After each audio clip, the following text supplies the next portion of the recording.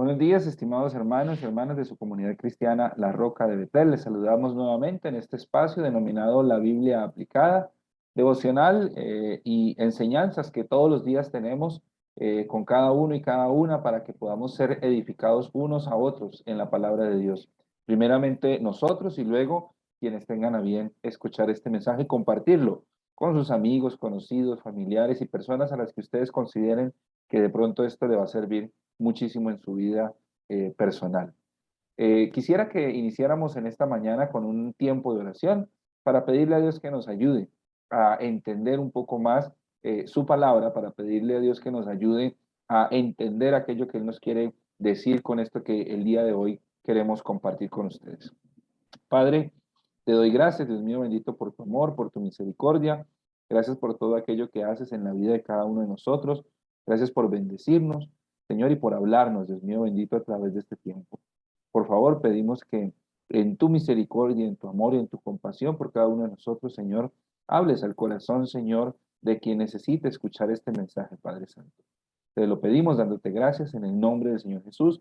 Amén y amén. Yo quisiera pedirle que por favor usted me acompañe al libro de Éxodo. Como ustedes saben, los que han seguido todo este tiempo este devocional, eh, este, sabrán que estamos en este momento estudiando el libro de Éxodo. Yo quisiera que usted me acompañe por favor al capítulo 5. Éxodo capítulo 5, y yo le voy a pedir que me acompañe a leer desde el versículo 17. Voy a hacer un contexto antes de empezar a leer, pero acompáñeme, vaya buscando en su Biblia, su tablet, su computador, su celular, vaya buscando Éxodo 5:17, pero déjeme hacer un contexto. Ya para el capítulo 5 hemos venido hablando acerca de cómo Moisés se preparó, digamos, en este viaje, cómo Dios le habló, le comisionó a Moisés para que fuera, digamos, de alguna manera quien ayudara a Dios, entre comillas, a liberar al pueblo de Egipto, al pueblo de Israel que está en Egipto. Y hemos visto cómo en el capítulo 4 ha habido un preámbulo, toma a su familia, se despide de su suegro, ya los pastores Oscar y Islena nos explicaron un poco el tema de lo que se habla en el capítulo 4 acerca de cortar el prepucio del niño, en fin, todo este tipo de cosas, cómo van pasando. Ahora, por fin Moisés llega donde Faraón y le dice a Faraón que lo que Moisés necesita es que Dios ha mandado a decir que necesita que el pueblo vaya camino de 3 días para que puedan adorarle a él, para que puedan ofrecerle fiesta a Dios.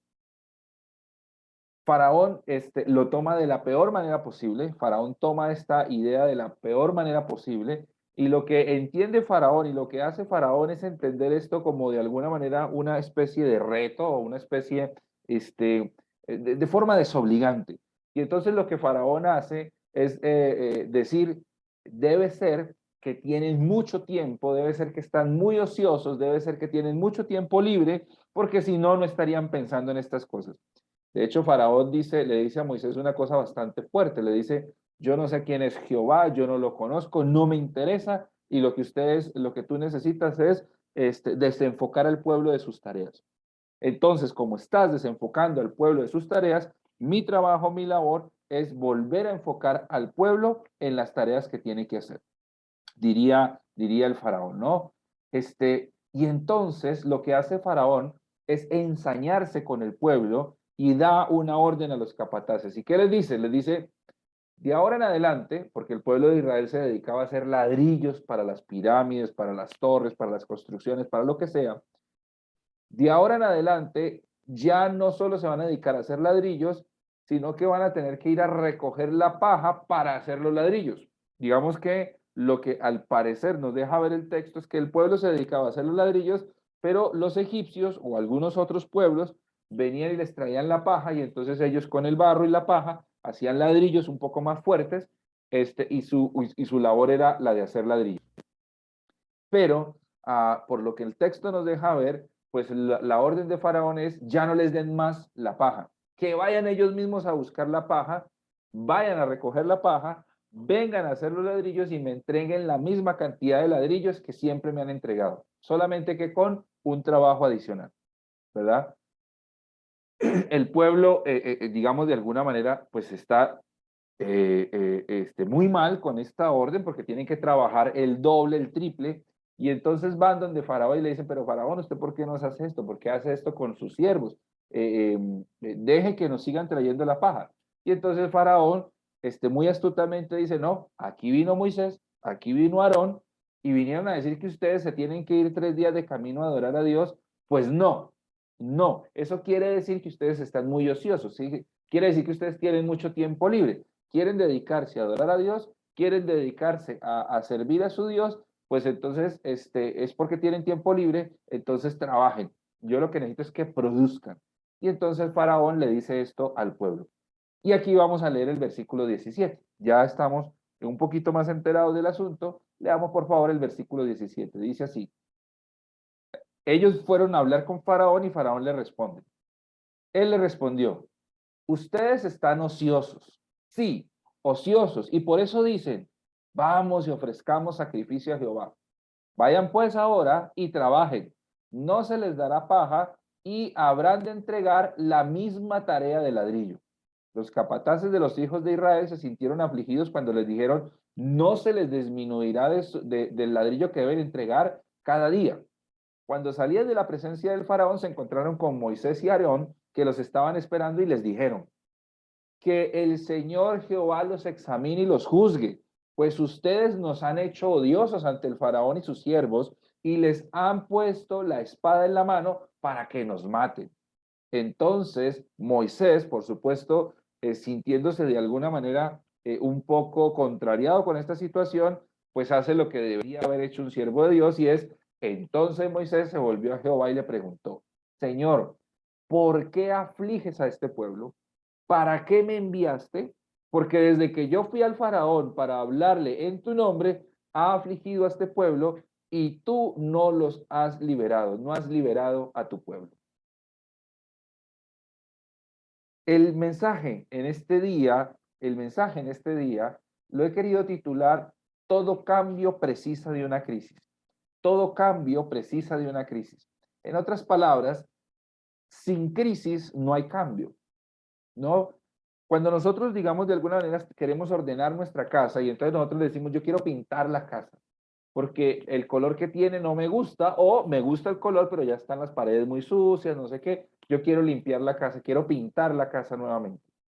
Uno no dice, voy a pintar la casa y la casa quedó pintada. No, hay que mover los muebles, hay que tapar el piso, hay que tapar, digamos, las cosas que se pueden ensuciar con pintura, hay que quitar un montón de cosas, moverlas de su sitio, pintar, esperar que se seque, poner las cosas allí y pintar otro lado y en fin. Y en eso, si uno no tiene el tiempo, se le pueden ir días haciendo eso. Y entonces, para poder lograr ver ese cambio que nosotros queremos en nuestra casa, eh, tenemos que pasar por esa crisis, tenemos que pasar por ese momento de crisis, del desorden, de mover, de quitar cosas, inclusive cosas que estaban pegadas en la pared hace mucho tiempo, en fin. Para poder ver ese cambio tenemos que pasar por esa crisis. Incluso lo mismo pasa cuando uno quiere cambiar, digamos, de ciudad, cuando uno dice esta ciudad ya, digamos, de alguna manera no me ofrece lo que yo quiero, hay otra ciudad o probablemente en otro país en donde, digamos, de alguna manera se me ofrecen nuevas cosas, hay más oportunidades, pero eso implica que yo tenga que dejar cosas que ya tenía yo acá establecidas, cosas que ya tenía aquí seguras, y entonces implica que tenga que dejar esto, cosas que compré, cosas que yo quiero, amistades que quiero, personas que quiero, para ir de alguna manera a progresar o por lo menos a tener un cambio en aquella ciudad, en aquel país, en aquel lugar, ¿no? Y eso produce una crisis, porque es dejar lo que yo quería, es dejar la zona de confort, es dejar las personas a las que tanto me apegué, es dejar cosas que yo compré y que me gustaron y que las quería, pero pues no me las puedo llevar, en fin, todo cambio de alguna manera nos va a producir una crisis, ¿verdad? Todo cambio que valga la pena produce una crisis. En todo sentido, es un cambio laboral, si es un cambio de ciudad, si es un cambio, digamos, en la casa, si es un cambio familiar, si es un cambio de carrera, lo que sea, siempre nos va a producir de pronto una crisis. Algunas crisis serán más manejables que otras, algunas crisis serán más llevaderas que otras, algunas crisis serán más intensas que otras probablemente. ya dependerá de la persona, ¿no? A veces uno está más acostumbrado a llevar ciertas cosas y más vale otras, de pronto le producirán más dolor, más dificultad. El texto bíblico hoy nos está mostrando precisamente eso. El cambio que se quiere, digamos, mostrar aquí es la liberación de Egipto del pueblo de Israel. Es decir, el pueblo de Israel debe salir liberado de Egipto, porque es un pueblo que lleva muchos años en cautiverio. El texto nos habla inclusive de 400 años, probablemente, ¿verdad? En cautiverio.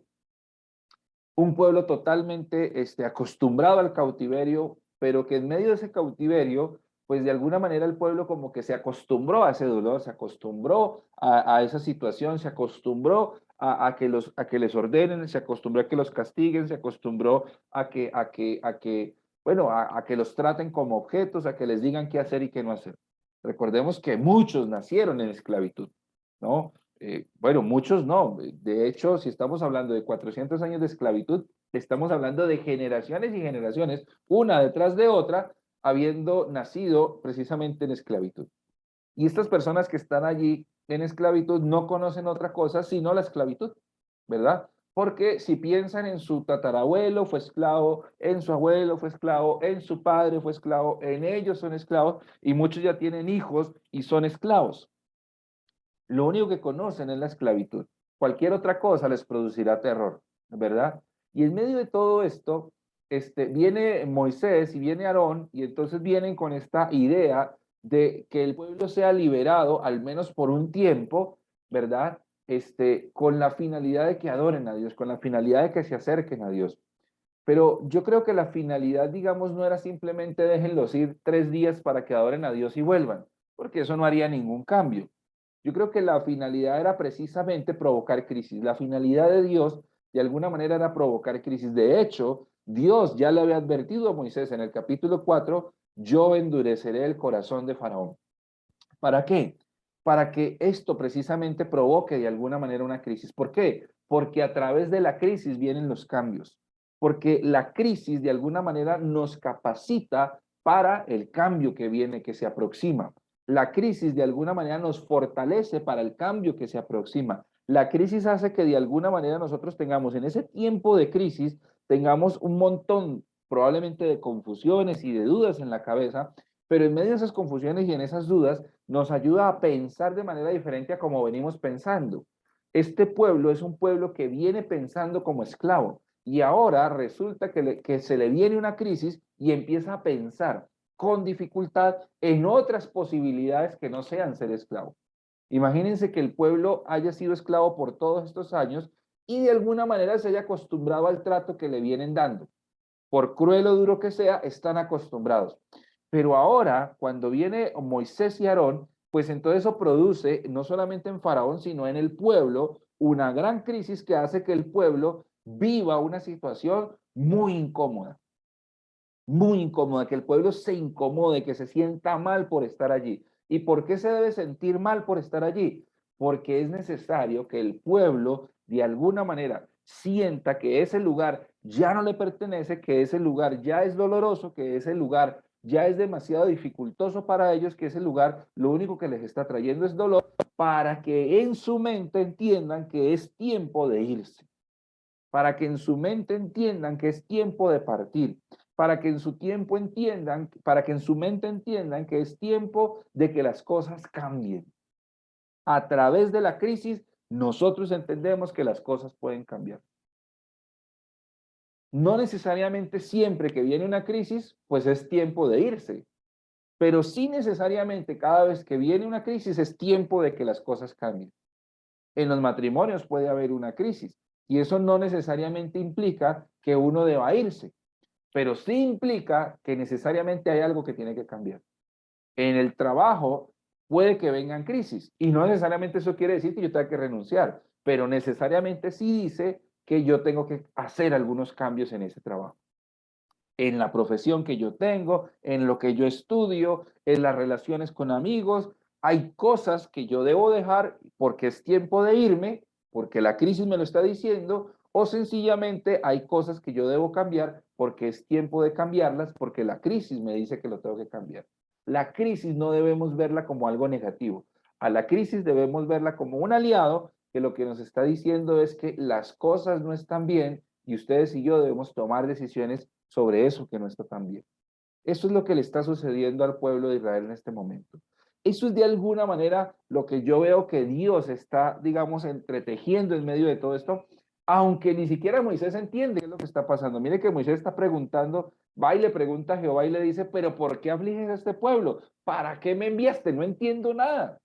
Viniste, me mandaste para decirle al faraón, deja ir a mi pueblo, y Moisés seguramente esperaba que faraón dijera, ah, bueno, no, pues váyanse tranquilos y no hay ningún problema.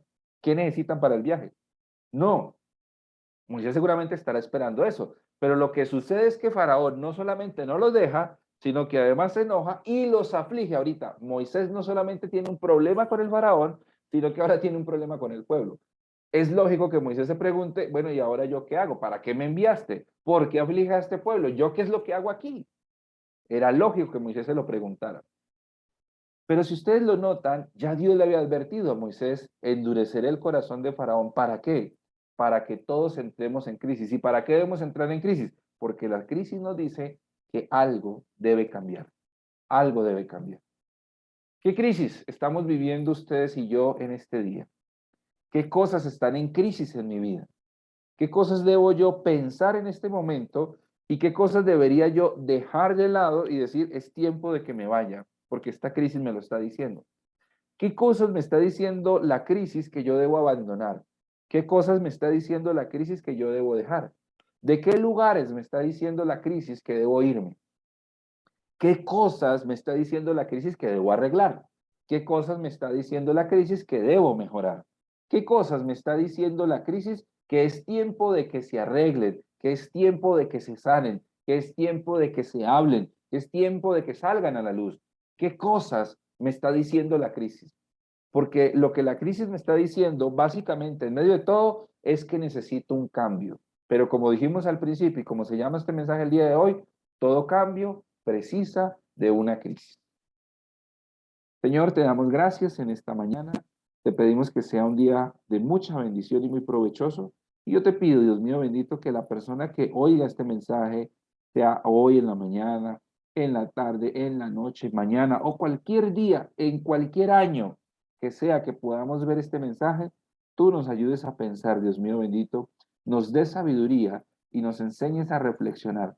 Padre, muéstranos qué es lo que debemos cambiar. ¿Cuál es la crisis, Señor Dios, que yo debo resolver en este momento?